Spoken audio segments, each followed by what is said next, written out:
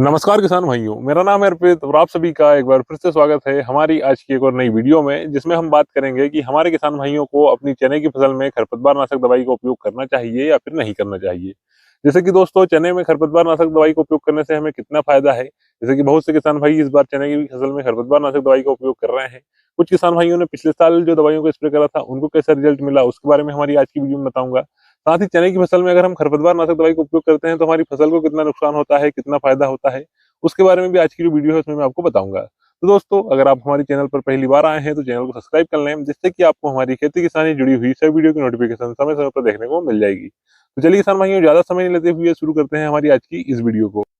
तो किसान भाइयों, जैसे कि चने की फसल में खरपतवार नाशक दवाइयों के रूप में मार्केट में जो अलग अलग दवाइयां आई हुई है, वो चने के लिए अनुशंसित नहीं की गई है। यानी कि जो हमारे किसान भाई खुद की रिस्क पर उन दवाइयों को अपनी फसल में स्प्रे कर सकते हैं।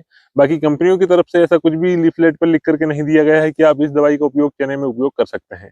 जैसे कि पिछली बार हमारे जिन किसान भाइयों ने अपनी फसल में खरपतवार नाशक दवाई का स्प्रे करा था, उन सभी किसान भाइयों की फसल जो है वह 8 से 10 दिनों के लिए रुकी थी। और जो खरपतवार है उसके साथ भी सेम वही स्थिति बनी।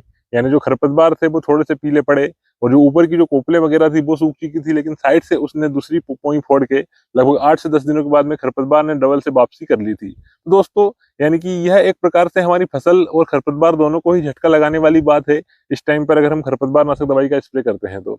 वैसे तो चने की फसल में आप खरपतवार नाशक दवाई की स्प्रे की जगह अगर आप लेबर से निदाई करवाते हैं तो आपके जो खेत में खरपतवार वगैरह है वो पूरी तरह से खत्म हो जाएंगे। साथ ही आने वाले 1-2 सालों में जो खरपतवार वगैरह है वो होने ही बंद हो जाएंगे, क्योंकि धीरे धीरे करके जो बीज वगैरह है वो इसी तरह से खत्म होते हैं।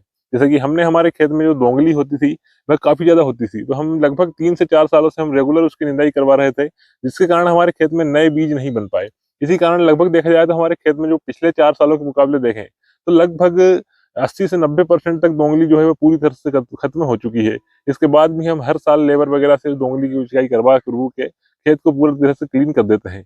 यानी आने वाले समय में हमारे खेत से खरपतवार दोंगली पूरी तरह से खत्म हो जाएगी। तो दोस्तों, आप अपने खेत से खरपतवारों को कुछ इस तरह से खत्म करिए जैसे कि आपकी फसल को नुकसान भी ना हो, साथ ही आने वाले समय में आपके खेत में वो खरपतवार भी ना बचे।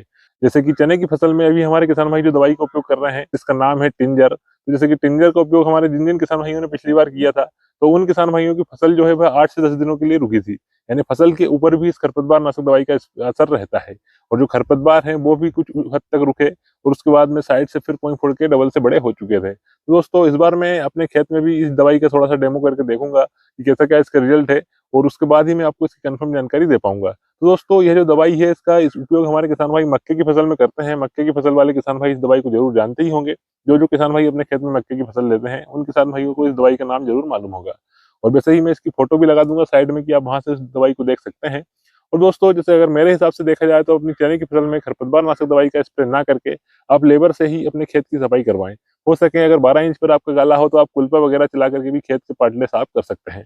तो दोस्तों, हमारी जो आज की वीडियो है उसको बनाने का मकसद यही था कि हमारे जो जो किसान भाई चने में खरपतवार नाशक दवाई का स्प्रे करने का सोच रहे हैं तो वो पहले साल में थोड़ा सा डेमो के रूप में ही उपयोग करें, क्योंकि उस दवाई का जो है फायदे से ज्यादा हमें नुकसान समझ में आया है। क्योंकि फसल के ऊपर अगर 8 से 10 दिन में हमारी फसल लेट होती है तो लगभग काफी ज्यादा अंतर पड़ता है हमारी फसल की पैदावारी पर भी, क्योंकि फसल को झटका लगने का मतलब ये है कि हमारी फसल 8 से 10 दिन लेट हो चुकी है।